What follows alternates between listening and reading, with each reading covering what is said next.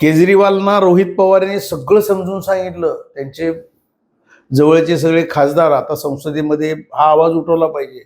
आता तिथनं सगळी सुरुवात झाली आणि अगदी चंद्रबाबू नायडूंच्या तिथं राज्यात जाऊन सगळं सांगायला तयार आहे. एवढी ताकद. याच्या मागं इंडिया आघाडी आहे. इंडिया आघाडी आहे आणि एनडीएच्या विरोधातच हा शड्डू मारायचं अशा पद्धतीचं वरचं राजकारण चालू आहे. पश्चिम बंगालच्या निवडणूक आहे आणि अजितदादा पवार हे मोठं व्यक्तिमत्व होतं.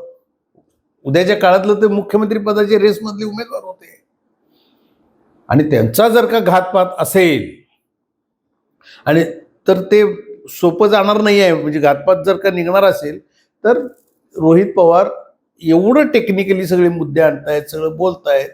मग खरं नक्की काय आहे आणि FIR नोंद करून घेतला जात नाही आहे. हा राग त्यांना प्रचंड आहे आणि पवार साहेब ह्याच्यामध्ये उघड आलेले दिसत आहे.